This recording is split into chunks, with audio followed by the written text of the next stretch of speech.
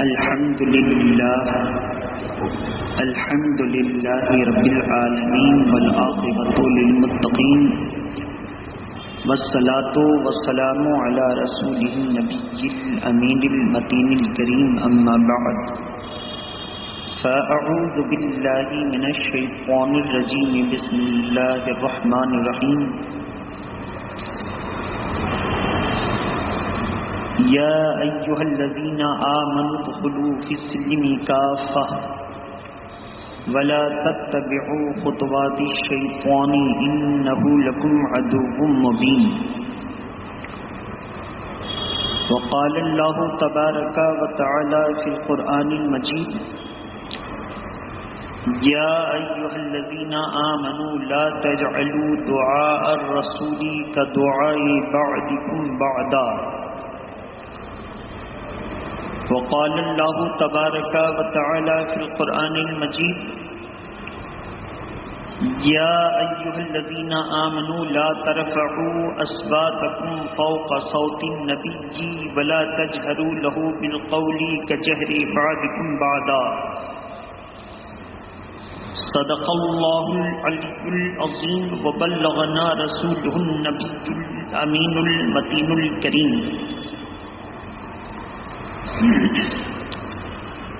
اللہ کی سرتا بقدم شان ہے یہ انسان نہیں انسان وہ انسان ہے یہ قرآن تو بتاتا ہے ایمان انہیں ایمان یہ کہتا ہے میری جان ہے یہ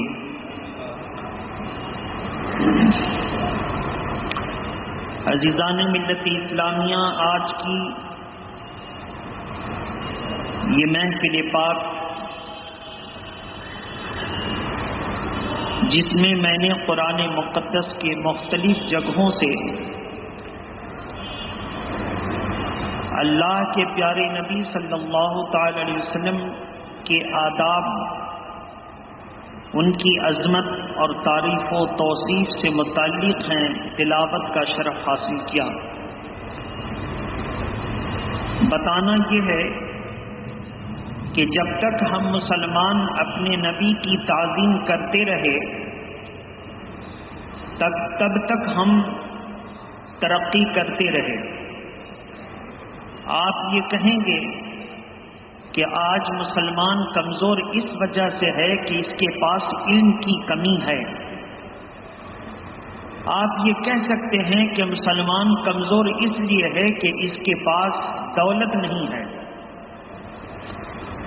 آپ یہ کہہ سکتے ہیں کہ مسلمان دبا کچلا مارا اس لیے جا رہا ہے کہ اس کے پاس کوئی وسائل اور سرمایہ نہیں ہے۔ ہو سکتا ہے آپ یہ کہہ سکتے ہیں کہ ہمارے پاس کوئی سیاسی پلیٹ فارم نہیں ہے۔ آپ یہ بھی کہہ سکتے ہیں کہ ہمارے پاس نہ الیکٹرانک میڈیا نہ پرنٹ میڈیا کا کوئی سادھن اور انتظام ہے۔ یہ سب دنیا داری اپنی جگہ پر، لیکن مسلمان کمزور ان وجہوں سے نہیں ہے۔ مسلمان اگر کمزور ہے تو اس کا پوری دنیا کے دانشوروں نے پتہ لگا کر بتا دیا کہ مسلمان آج پوری دنیا میں کمزور کیوں ہے۔ صرف ایک وجہ ہے کہ مسلمان اپنے نبی سے جتنی محبت کرتا تھا اب اتنی محبت نہیں کرتا ہے۔ مسلمان اپنے نبی کی جتنی تعظیم کرتا تھا اب اتنی تعظیم نہیں کرتا ہے۔ مسلمان اپنے نبی کے نام پاک کا جتنا احترام کرتا تھا اب اتنا احترام نہیں کرتا ہے۔ لہذا جب اس سے اس کے نبی کا رشتہ کمزور ہو گیا تو مسلمان دنیا میں کمزور ہو گیا۔ آپ یہ مانیں یا نہ مانیں مگر حقیقت یہی ہے۔ اور کیسے قرآن کے نظریے سے سوچیے۔ محبت کے ساتھ درود شریف پڑھ لیجیے۔ اللہم صلی علی سیدنا شفیعنا حبیبنا مولانا محمد وآلہ واصحابہ وبارک وسلم صلاۃ و سلام علیکہ یا رسول اللہ۔ ایک صحابی ہیں غصے کی حالت میں اپنی باندی اور کنیز کو بے تحاشا مار رہے ہیں۔ اسلام کی ابتدائی دور کا عالم ہے، وہ بے تحاشا مار رہے ہیں۔ غلام وہ دہائی دیتا نظر آ رہا ہے، باندی دہائی دیتی نظر آ رہی ہے۔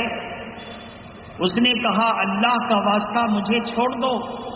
کہا تیرا قصور اتنا بڑا ہے کہ چھوڑ دوں تو اور جری اور دلیر بن جائے گا۔ جب خوب پٹ چکا، نہ جانے غلام اور باندی کے دل میں کیا آیا، اس نے کہا کہ محمد الرسول اللہ کا واسطہ چھوڑ دو۔ صحابی کا ہاتھ اٹھا رہ گیا اور ان کے ہاتھ سے کوڑے یا جو لکڑی تھی وہ زمین پر گر گئی۔ اتنے میں اللہ کے پیارے نبی صلی اللہ تعالی وسلم کے کوئی صحابی اس جگہ آ گئے۔ کہا جب اللہ کا واسطہ دیا تو نے اپنے ہاتھ کو نہ روکا، لیکن جب اس نے نبی کا واسطہ دیا تو اپنے ہاتھ کو روک لیا۔ کہا کہ اس کا قصور تھا، اس لیے پیٹ رہا تھا، لیکن جب نبی کے نام کا حوالہ دیا تو میرے دل نے گوارا نہ کیا کہ جو نبی سے محبت کرتا ہو اس کو اتنی سزا دی جائے۔ میں نے اس پر رحم بھی کیا ہے تو نبی کے نام کے صدقے میں رحم کیا۔ دوسری تیسری مثال آ رہی ہے، درود شریف پڑھ لیجیے، اللہم صلی علی سیدنا شفینا حبیبنا مولانا محمد وآلہ واصحابہ وبارک وسلم، صلاۃ و سلام علیک یا رسول اللہ۔ قرآن مجید نے کہا یا ایھا الذین آمنوا ادخلوا فی السلم کافۃ، اے ایمان والو اسلام میں پورے داخل ہو جاؤ۔ ولا تتبعوا خطوات الشیطان، اور شیطان کی پیروی نہ کرو، اس کے قدم بقدم نہ چلو۔ انہ لکم عدو مبین، بے شک شیطان تمہارا کھلا ہوا دشمن ہے۔ یہ واضح طور پر اس نے قرآن مجید نے اعلان کر دیا۔ شیطان یہ تھوڑا چاہتا ہے کہ نماز بند ہو، شیطان یہ چاہتا ہے کہ نماز کی روح نکال دی جائے، قرآن کی تلاوت بند ہو، نہیں، قرآن کی روح نکال دی جائے۔ اس لیے کہ قرآن اللہ کا کلام ہے، نماز اللہ کی عبادت ہے۔ اور جب شیطان کی ہسٹری اور تاریخ پر نظر ڈالیں گے تو پتہ چلے گا کہ شیطان 6 کروڑ برس اللہ کی عبادت کرتا رہا اور اللہ کے کلام کی تعظیم کرتا رہا، 6 کروڑ برس۔ اس کو اگر چڑ ہے تو اللہ کی نماز اور کلام سے نہیں ہے، اس کو چڑ ہے تو رسول اللہ سے چڑ ہے۔ کیوں؟ کیونکہ اللہ کے پیارے رسول دنیا میں تشریف لائے تو شیطان کے تانے بانے جالے ختم ہو گئے اور اسلام اور قرآن کا قانون دنیا پر نافذ ہوا۔ تو شیطان کو سب سے زیادہ تکلیف ہے تو حضور سے تکلیف ہے، اور ایسی تکلیف ہے کہ اس نے ہر جگہ دخل اندازی کی کوشش کی۔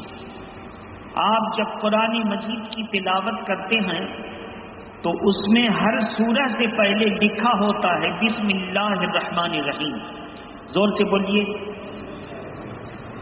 لیکن جب آپ تلاوت کرنا شروع کرتے ہیں تو کیا پڑھتے ہیں؟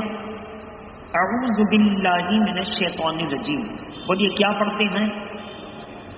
آپ مجھے بتائیں کہ جب قرآن کے شروع میں بسم اللہ لکھی ہے تو آپ اعوذ باللہ کیوں پڑھتے ہیں؟ ایک مسلمان کو اپنے نبی کے صدقے میں یہ معلوم ہونا چاہیے کہ نہیں معلوم ہونا چاہیے؟ اور یہ معلوم ہونا چاہیے کہ نہیں معلوم ہونا چاہیے؟ جزاک اللہ، اللہ تعالیٰ اس کی عمر میں ایمان کے ساتھ برکت دے۔ تو بہرحال ایک مسلمان کو معلوم ہونا چاہیے، آپ قرآن مجید کی تلاوت کرتے ہیں تو اس میں عین آتا ہے، جس کو کیا بولتے ہیں آپ؟ رکوع کی علامت، زور سے بولیے کیا بولتے ہیں؟ رکوع کی علامت پر اوپر بھی نمبر لکھا ہوتا ہے، بیچ میں بھی نمبر لکھا ہوتا ہے اور نیچے بھی نمبر لکھا ہوتا ہے. زیادہ تر لوگ نیچے جو نمبر لکھا ہوتا ہے اس کو جانتے ہیں، لیکن اس عین کے اندر میں بیچ میں جو نمبر لکھا ہوتا ہے اس کو نہیں جانتے، اور جو اوپر نمبر لکھا ہوتا ہے اس کو، زور سے بولیے، اس کو بھی نہیں جانتے. وعلیکم السلام. بیٹھیے. آپ میں سے کوئی جانتا ہے کہ رکوع کی علامت جو عین ہے اس کے اوپر جو نمبر ہے اس کا کیا مطلب ہے؟ تو بتائیے ہم کو. بیچ میں جو لکھا ہے اس کا کیا مطلب؟ ہاں نیچے والا پوچھیں گے تو آپ بتا دیں گے کہ یہ رکوع نمبر ہے. کیا ہے؟ اب آپ سے پھر ہم پوچھیں کہ پارہ کا رکوع نمبر ہے یا سورہ کا، تو پھر آپ گڑبڑا جائیے. تو سمجھ کر کے جائیے. میلاد النبی کا مطلب یہی ہوتا ہے جو اللہ اور اس کے رسول کے دین سے آپ کو قریب کر دے. ذہن آپ کا اگر سمجھنے کے لیے تیار ہے تو درود شریف پڑھ لیجیے. اللہم صلی علی سیدنا سیدنا حبیبنا مولانا محمد وآلہ واصحابہ وبارک وسلم صلاۃ و سلام علیک یا رسول اللہ. تو سب سے پہلے اعوذ باللہ کیوں پڑھتے ہیں؟ دیکھیے شیطان کو انسان سے کتنی دشمنی ہے. ایک مرتبہ حضرت علی مشکل کشا اور کوئی صحابی نماز کی امامت کر رہے تھے اور جماعت ہو رہی تھی کہ اتفاق سے سورہ کی جب تلاوت ہو رہی تھی تو اس میں سورہ کافرون پڑھی جا رہی تھی. کون سی سورہ؟ کس کو کہتے ہیں؟ قل یا ایھا الکافرون. کس کو کہتے ہیں؟ گھبرائیے گا مت، سمجھ کر کے جائیے. تو سورہ کافرون پڑھتے وقت اس میں لکھا ہے قل یا ایھا الکافرون لا اعبد ما تعبدون. تو انہوں نے پڑھ دیا قل یا ایھا الکافرون اعبد ما تعبدون. ترجمہ کتنا بدل گیا وہ دیکھیے. ایک دم ترجمہ الٹ گیا، الٹا ہو گیا. ترجمہ یہ ہے صحیح کا، صحیح ترجمہ یہ ہے آپ فرما دیجئے اے کافرو میں اس کی عبادت نہیں کر سکتا جس کی تم عبادت کرتے ہو.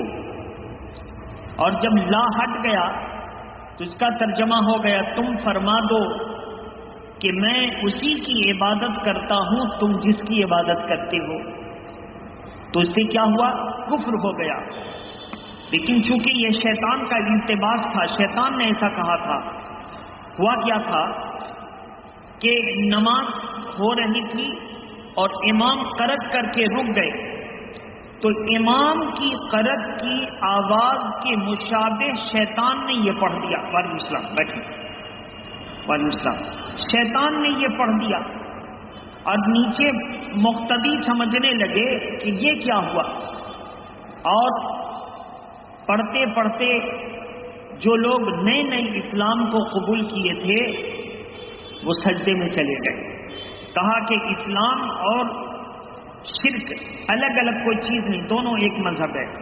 بت پرستی اور اسلام ایک مذہب ہے. اسلام میں بھی بت کی پوجا جائز ہے اور مشرکوں کے دھرم میں بھی بت کی پوجا جائز ہے. یہ بات کہاں سے نکلی؟ لا اعبد ما تعبدون نہ پڑھ کر اعبد ما تعبدون پڑھنے کی وجہ سے یہ بات آ گئی.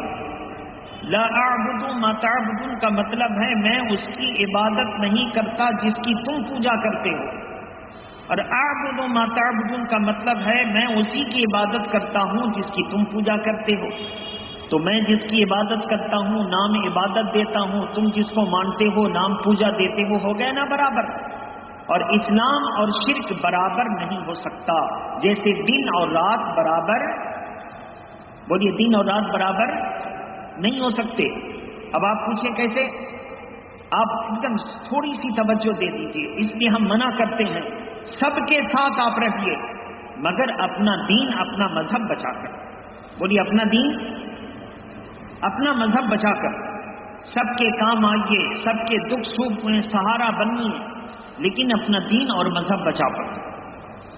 اس لیے کہ ہمارا کلمہ کیا ہے وہ دیکھیے، لا الہ الا اللہ، کوئی معبود نہیں ہے سوائے اللہ کے۔ تو اب جتنے دنیا میں بت ہیں سب کا انکار ہو گیا۔ بولیے سب کی نفی ہو گئی، سب کو آپ نے نگیٹو کر دیا، کوئی معبود نہیں۔ پھر اس نے آپ پازیٹو پڑھی، آپ نے اس بات کیا کون معبود ہے؟ ایک اللہ۔ کون معبود ہے؟ تو جتنے معبودان باطل ہیں سب کو برا لگا کہ نہیں لگا؟ اب کوئی کہتا پھرے کہ آپ کلمہ چھوڑ دو کیونکہ آپ کے کلمہ سے ہم کو تکلیف ہوتی ہے، تو جو مسلمان اس کے کہنے سے کلمہ چھوڑ دے گا وہ مسلمان رہے گا۔ اسی لیے ہم کہتے ہیں کہ اپنا دین دھرم بچا کے آپ سب کے ساتھ رہیے۔ جہاں پہ دین دھرم کا معاملہ آ جائے وہاں پہ آپ اپنے ایمان کی حفاظت کیجیے، اپنے ایمان کی حفاظت کیجیے، کوئی کام نہیں آئے گا، اپنے ایمان کی حفاظت کیجیے۔ تو ہمارا کلمہ ہی بتا رہا ہے کہ ہم سب سے جدا ہیں۔ زور سے بولیے، ہم سب سے جدا ہیں۔ مذہب کے معاملے میں سب کا انکار کیا، سب کو پھٹکار دیا، سب کو دھتکار دیا، سب کو رد کر دیا، ایک اللہ کو مانا تو اسی ایک اللہ کا حکم مانیں گے، اور جب تک مانتے رہیں گے ہم دنیا میں عزت حاصل کرتے رہیں گے۔ آج ہمارے پاس دولت نہیں ہے اس لیے ہم لوگ کمزور ہیں، غلط ہے یہ۔ مسلمان کے پاس منہ دھویا جاتا ہے جس بیسن میں وہ سونے کا ہے، مسلمانوں کے پاس لیٹرین پخانہ میں جو بیسن کموڈ پر بیٹھتا ہے وہ سونے کا ہے۔ آپ نیٹ پر مارے کہ پوری دنیا میں جتنے بادشاہ ہیں ان کا بیڈ روم دکھاؤ، پلنگ سونے کا مل جائے گا۔ نیٹ پہ آپ مارے کہ مسلمان بادشاہوں کے سونے کی گاڑیاں دکھاؤ، ان کی سونے کی کاریں آپ کو نظر آ جائیں گی۔ نیٹ پہ آپ ماریں کہ مسلم بادشاہوں کا پورا سامان استعمال کرنے کا، منہ دھونے کا، لیٹرین کرنے کا، بدنا لوٹا، یہ سب جو ہے ہم کو پائپ نل پکڑنے کا سب سونے کا دکھاؤ، آپ کو پورا سونے کا منظر سامنے آ جائے گا۔ اگر مسلمان کمزور ہے تو اتنا سونا کہاں سے آئے؟ تو مسلمان نہ سونے کے اعتبار سے کمزور ہے نہ دولت کے اعتبار سے کمزور ہے۔ اگر مسلمان کمزور ہے تو ایمان کے اعتبار سے کمزور ہے۔ جس دن یہ ایمان میں مضبوط ہو جائے گا ہر اعتبار سے یہ مضبوط ہو جائے گا۔ اس کو ذہن میں آپ بیٹھا لیں، اپنا ایمان مضبوط کیجیے۔ ایمان کیسے مضبوط ہوگا؟ ایمان قرآن کے قریب آ کر مضبوط ہوگا، ایمان رسول اللہ کی محبت دل میں بیٹھا لینے سے مضبوط ہوگا، اور جس دن دل میں رسول اللہ کی محبت بیٹھ گئی اس دن ایمان مضبوط ہو جائے گا۔ تو کل بھی یہ اسلام ترقی کر رہا تھا اور قیامت کی صبح تک یہ اسلام ترقی کرتا رہے گا۔ جو مسلمان اس سے چمٹ جائے گا وہ بھی ترقی کر جائے گا۔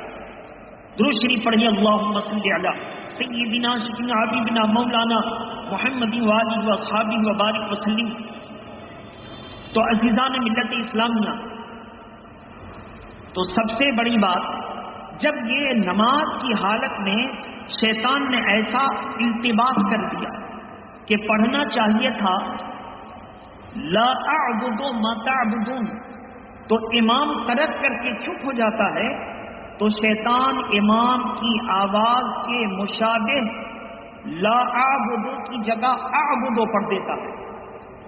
تو گویا کہ قرآن کی تلاوت میں شیطان شامل ہو رہا ہے۔ زور سے بولیے، شیطان۔ اب آپ پوچھیں گے جب شیطان قرآن کی تلاوت میں شامل ہوا تو ہم جب قرآن پڑھتے ہیں تو ڈر کے بھاگ جاتا ہے، جل جاتا ہے، تو وہ قرآن کیسے پڑھ سکتا ہے؟ جواب اس کا یہ ہے کہ وہ قرآن پڑھ نہیں رہا ہے، قرآن کے الفاظ کو رد و بدل کر کے بگاڑنے کی کوشش کر رہا ہے۔ اسی وجہ سے جب مسلمان قرآن پڑھے اور اس کا دل قرآن پڑھنے میں نہ لگے تو ظاہر ہے توجہ کہیں اور، نظر کہیں اور، دھیان کہیں اور، تو کچھ کا کچھ پڑھ جائے گا۔ اسی لیے حکم ہے کہ جب تک من لگے پڑھو، جب من نہ لگے تو ادب سے بند کر کے رکھ دو۔ یہ ہے قرآن کا حکم۔ بے دل کا لے کر بیٹھے ہوئے ہیں، بے ادبی کر رہے ہیں، ایسا صحیح نہیں۔ تو اس دن سے حکم آیا فَإِذَا، توجہ سے سنیے گا، 14واں پارہ سورہ نحل۔ کون سا پارہ؟ کون سا پارا؟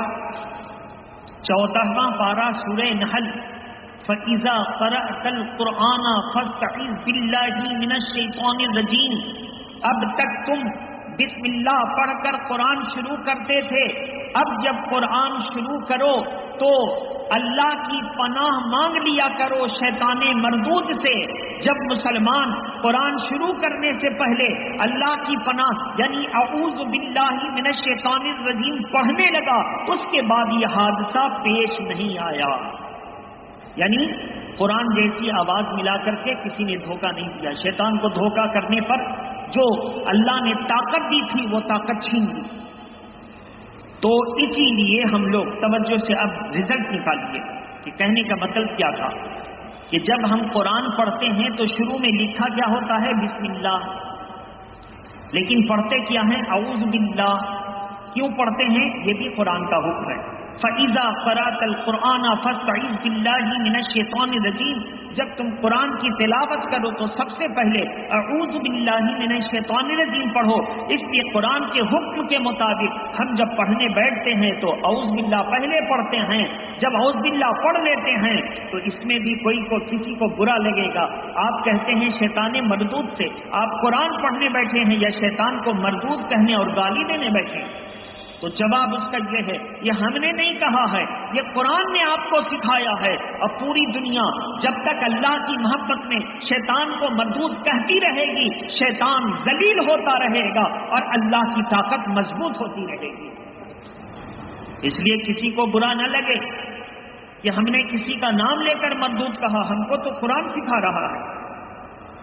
تو بہرحال اب جب قرآن پڑھتے ہیں تو ہم لوگ کیا پڑھتے ہیں؟ اعوذ باللہ پہلے، بسم اللہ بعد میں. اعوذ باللہ پڑھنا مستحب، بسم اللہ پڑھنا مستحب بھی اور سنت بھی. اور اس کے بعد قرآن کی تلاوت کرتے ہیں. قرآن کی تلاوت کا جو طریقہ ہے وہ سنیے. اگر آپ قرآن مجید سورہ سے شروع کر رہے ہیں، کہاں سے شروع کر رہے ہیں؟ سورہ سے، تو اعوذ باللہ بھی پڑھیں گے، بسم اللہ بھی پڑھیں گے. لیکن آپ بیچ سے شروع کر رہے ہیں، جیسے آیت الکرسی اللہ لا الہ الا هو الحی القیوم، تو آپ کے اوپر سنت یہ ہے کہ صرف اعوذ باللہ من الشیطان الرجیم پڑھیں اور اللہ لا الہ الا هو الحی القیوم پڑھیں. لیکن اگر اعوذ باللہ بھی پڑھ دیا، بسم اللہ بھی پڑھ دیا، اللہ لا الہ سے شروع کیا، تو ایسی صورت میں آپ گناہگار نہیں ہوں گے. ہاں مستحب کے خلاف ہوگا، آپ گناہگار نہیں ہوں گے. تو 20 سورہ سے پڑھیں گے تو صرف اعوذ باللہ. شروع سورہ سے پڑھیں گے تو اعوذ باللہ اور بسم اللہ دونوں. جیسے اعوذ باللہ من الشیطان الرجیم بسم اللہ الرحمن الرحیم قل اعوذ برب الناس. اب 20 سورہ سے پڑھیں گے تو اعوذ باللہ من الشیطان الرجیم للہ ما فی السماوات وما فی الارض. یہ طریقہ ہے. تو قرآن مجید شروع کرنے کا طریقہ موٹا موٹی دو، یا تو سورہ سے شروع کریں گے یا بیچ سے شروع کریں گے. اگر سورہ سے شروع کریں گے تو اعوذ باللہ بسم اللہ دونوں پڑھیں گے. اب بیچ سے شروع کریں گے تو اعوذ باللہ پڑھیں گے، بسم اللہ نہیں پڑھیں گے. لیکن اگر کوئی پڑھ دے تو کوئی حرج نہیں، گناہگار نہیں ہوگا. اس کو ذہن میں رکھ لیجیے. اب قرآن مجید جو قاری لوگ پڑھتے ہیں وہ 4 طریقے سے پڑھتے ہیں: وصل کل، فصل کل، وصل اول، فصل ثانی، اور فصل اول وصل ثانی، جس میں ایک پڑھنا حرام ہے، جائز نہیں. یہ طریقہ ہم کبھی بعد میں رکھیں گے. جمعہ کے دن ہر جمعہ کو آپ کی اسی مسجد میں فجر کی نماز کے بعد درس قرآن کا سلسلہ جاری رہتا ہے. آپ اس میں آئیے گا اور اس میں یہ سب سیکھ لیجیے گا. ہر جمعہ کو فجر کی نماز کے بعد، بولی ہر جمعہ کو فجر کی نماز پڑھ کے فوراً درس قرآن اور حلقہ ذکر، یہ دونوں، درس قرآن کے بعد حلقہ ذکر، اللہ کا ذکر کیا جاتا ہے. آپ شرکت کیجیے اس میں، دھیرے دھیرے آپ کو معلوم ہو جائے گا. ہم لوگ سورہ فاتحہ سے شروع کیے تھے، ابھی 9واں پارہ 6واں رکوع چل رہا ہے. 9واں پارہ تقریباً 4 سال ہوئے. 9واں پارہ 6واں رکوع تفسیر کے ساتھ ہم لوگ پڑھتے ہیں. آپ بھی آئیے اس میں سیکھنے کی کوشش کیجیے. بہرحال درود شریف پڑھیے، اللہم صلی علی سیدنا شفینا حبیبنا مولانا محمد والی و اصحابہ وبارک وسلم، صلاۃ و سلام علیک یا رسول اللہ صلی اللہ علیہ وسلم۔ تو عزیزان ملت اسلامیہ، اب مسئلہ سمجھ لیجیے۔ قرآن مجید میں رکوع کی علامت میں کیا لکھتے ہیں؟ عین۔ زور سے بولیے، کیا لکھتے ہیں؟ عین۔ رکوع کی علامت میں کیا لکھتے ہیں؟ عین۔ توجہ سے سنیے گا، اے بابو رکھو یہاں۔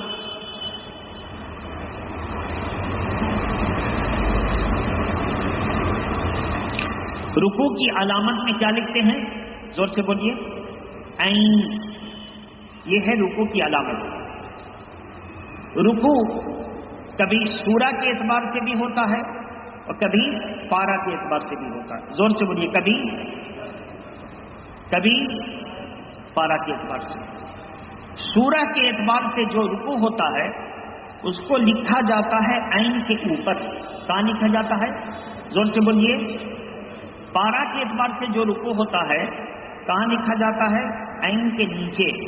آپ لوگ عین کے نیچے والا سب جانتے ہیں، تب کھٹ سے بول دیتے ہیں۔ ابھی 14 رکوع چلا تھا، 15 رکوع پڑھ لے لیور ہے نا، نیچے والا دیکھ کے آپ بولتے ہیں۔ تو نیچے والا جو رکوع ہے کس اعتبار سے ہے؟ پارہ کے اعتبار سے۔ کس اعتبار سے ہے؟ اکارڈنگ ٹو پارہ، اکارڈنگ ٹو سورہ۔ انگلش میں جا کے دیکھیں گے تو ایسے لکھا ہوگا۔ پارہ کے اعتبار سے نیچے لکھا ہوتا ہے اور سورہ کے اعتبار سے، اور یہ سورہ کے اعتبار سے اوپر لکھا ہوتا ہے۔ تو دو بات سمجھ میں آ گئی کہ سورہ کے اعتبار سے یہ پوری سورہ میں کتنے رکوع ہیں، اوپر والا دیکھیے۔ یہ پورے پارہ میں کتنا رکوع ہوا، نیچے والا دیکھیے۔ اب رہا سوال بیچ والا، اور یہ کہاں والا؟ کہاں والا؟ بیچ والا۔ بیچ والا ایک رکوع کے اندر میں کتنی آیتیں ہیں؟ زور سے بولیے سبحان اللہ۔ ایک رکوع کے اندر کتنی آیتیں ہیں وہ بیچ میں لکھا ہوتا ہے۔ زور سے بولیے، ایک رکوع کے اندر کتنی آیتیں ہیں وہ بیچ میں لکھا ہوتا ہے۔ تو اوپر والا سورہ بتا دے گا کہ کتنا رکوع ہوا سورہ کو، نیچے والا پارہ کے بارے میں بتا دے گا کہ ابھی پڑھا آپ نے کہ پارہ کے اعتبار سے کتنے رکوع ختم ہو گئے، اور بیچ والا ایک رکوع کے اندر میں کتنی آیتیں آئیں وہ لکھا ہوتا ہے۔ اس کو سمجھ کر کے آپ کو بہت خوشی ہوگی کہ آپ نے قرآن مجید میں جو لکھا ہوتا ہے آج تک پڑھا، نمبر دیکھا، لیکن آپ کو پتہ نہیں۔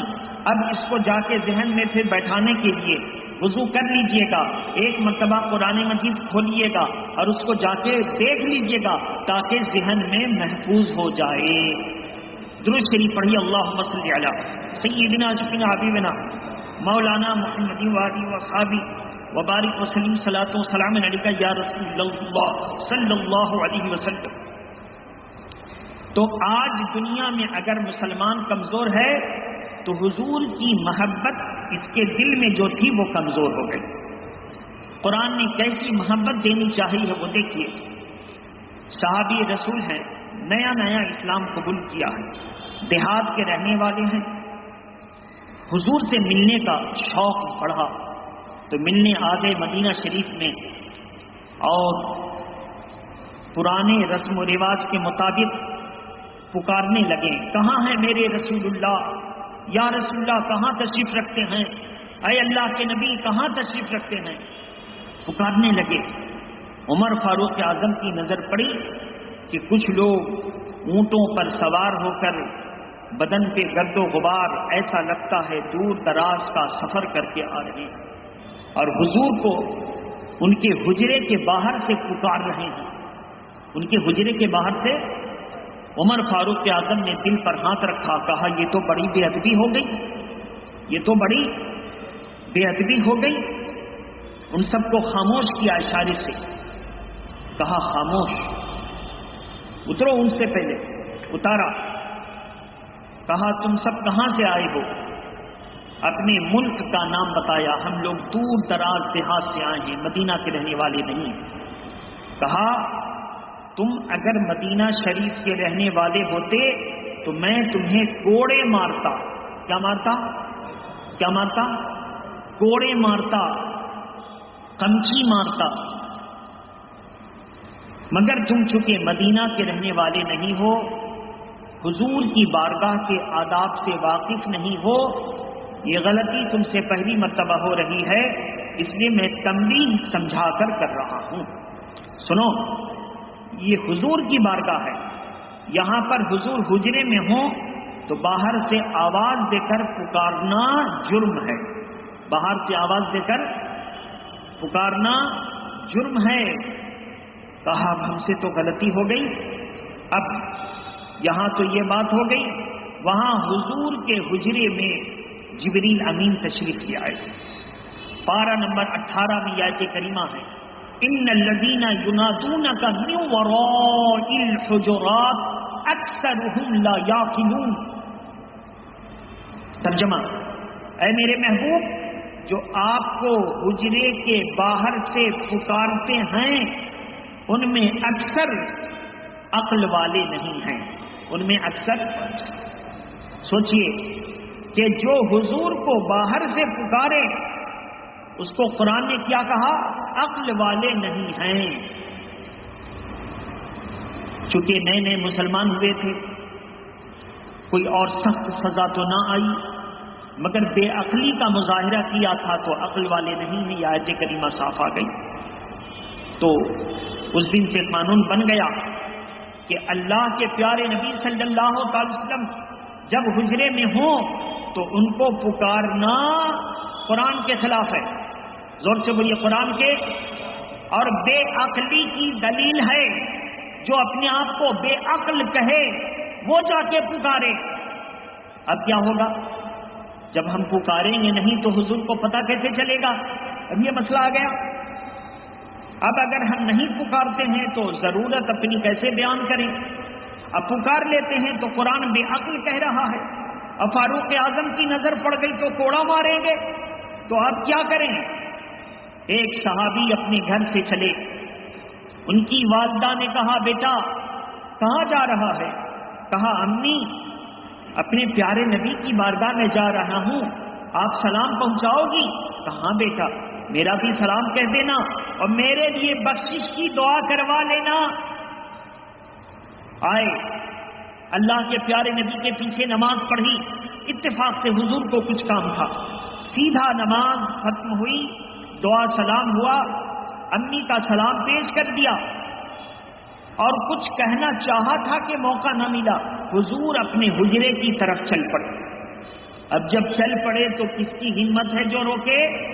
اب یہ تو کہہ رہے امی سے وعدہ کر کے آیا ہوں کہ آپ کے لیے دعا کرواؤں گا اور میرے آقا حجرے میں جا رہے ہیں تو پکارے تو کیسے پکارے؟ لیکن دل میں صحابہ کو یقین تھا کہ میرے حضور دل کا حال جانتے ہیں۔ یہی دیوبندیوں وہابیوں میں اور سنی میں فرق ہے کہ ہم کہتے ہیں حضور جانتے ہیں اور وہ کہتے ہیں حضور نہیں جانتے، یہی فرق ہے۔ اسی لیے ہم لوگ ان کو مسلمان نہیں مانتے کہ جو قرآن کے مطابق حضور کو نہ مانے، اپنے طبیعت کے مطابق مانے، وہ سب ہو سکتا ہے مسلمان، اس کو ذہن میں رکھیے گا۔ اللہ کے پیارے نبی نے اپنے حجرے کا پردہ ہٹایا، دایاں قدم اندر رکھ دیا، بایاں قدم باہر ہے، صحابی رسول کا بند ٹوٹ رہا ہے۔ امی سے وعدہ کر کے آیا تھا، کیا جواب دوں گا کہ میں دعا کروا نہ سکا؟ میرے آقا نے چہرہ کو واپس کیا، صحابی کی طرف دیکھا اور کہا کہ آپ نے اپنی والدہ سے وعدہ کیا تھا نا، جائیے اللہ آپ کی بھی بخشش فرما دے اور آپ کی والدہ کی بھی بخشش فرما دے۔ صحابی کہتے ہیں قرآن کی آیت اتری تھی کہ تم حضور کو حجرے کے باہر سے نہیں پکار سکتے، تو دل پر ایک بوجھ تھا، تو اب پکار نہیں سکتے تو حضور کو اپنی بات کہیں گے کیسے؟ لیکن اب کہنے کی ضرورت نہیں ہے، جو دل میں ہوتا ہے وہ حضور جانتے ہیں۔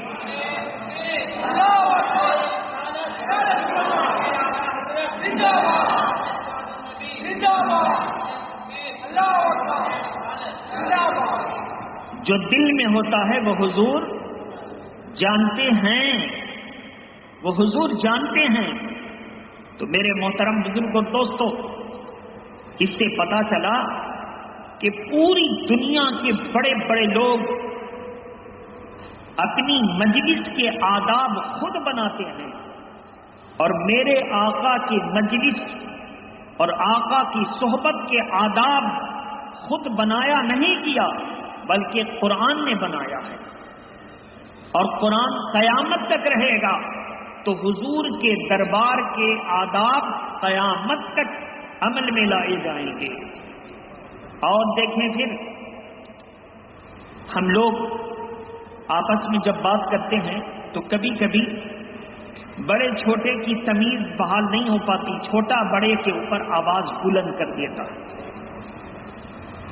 دیتا، زیادہ سے زیادہ کیا کہیے گا؟ بے ادب، یہی کہہ سکتے ہیں۔ ابا کے سامنے بیٹا زور سے بولے، چلا چلا کر بولیں گے بڑا بے ادب ہے۔ لیکن آئیے قرآن سے سیکھیے، جب تک مسلمان اپنے نبی کی تعظیم کرتا تھا ترقی کرتا رہتا تھا۔ ایک صحابی کم سنتے ہیں، بولیے زور سے، تو جو آدمی کم سنتا ہے زور سے بولتا ہے، جو آدمی کم سنتا ہے زور سے بولتا ہے۔ ایسی عادت ہو جاتی ہے، اس کو لگتا ہے کہ ہم جو بولی یہ اگلا سنا نہیں۔ وہ حضور کی بارگاہ میں آ گئے تو اپنی عادت کے مطابق وہ بولنے لگے۔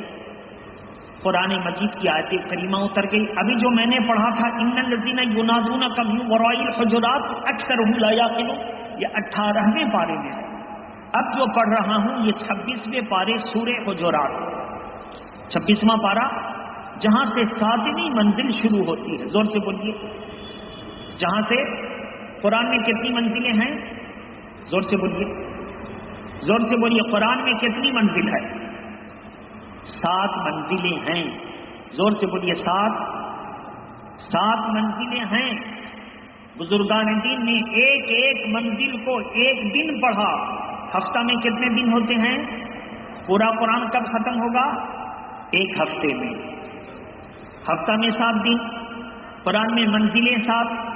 اگر ایک منزل ایک دن پڑھا جائے تو کتنے دن میں ختم ہوگا؟ ایک ہفتے میں قرآن ختم ہوگا نا۔ ہمارے بزرگوں نے اس طرح بھی کیا، اور کرنے کے بعد کیا کہا؟ میں بہت سست اور کمزور ہوں کہ ہفتہ میں قرآن ایک بار ختم کرتا ہوں۔ اگر اللہ مجھے طاقت جسم دے دے، بڑھاپا کی جو کمزوری ہے دور ہو جائے، تو میں روز قرآن ختم کروں گا۔ تو ہمارے بزرگوں نے یہ کہا، روز ایک منزل پڑھ کر ہفتہ میں قرآن ختم کیا تو کہا بہت کمزور، اور ہم لوگ سال میں ختم نہیں کرتے ہیں اور فخر سے کہتے ہیں کہ ہم مسلمان ہیں، قرآن پڑھتے ہیں۔ تو ہم لوگ قرآن پڑھیں گے کہ نہیں پڑھیں گے؟ زور سے بولیے، کتنا پڑھیں گے؟ آپ کو ہم ایک منزل پڑھنے کے لیے نہیں کہہ رہے، ایک منزل پڑھنے میں آپ کو 3 گھنٹہ لگ جائے گا کم و بیش۔ آپ صرف اس مسجد میں بیٹھ کر، ہم کہیں گے نہیں، ہمارے کہنے سے نہیں، آپ طے کیجئے کہ روز 2 رکوع ضرور آپ پڑھیں گے۔ بولیے، روز 2 رکوع آپ ضرور پڑھیں گے۔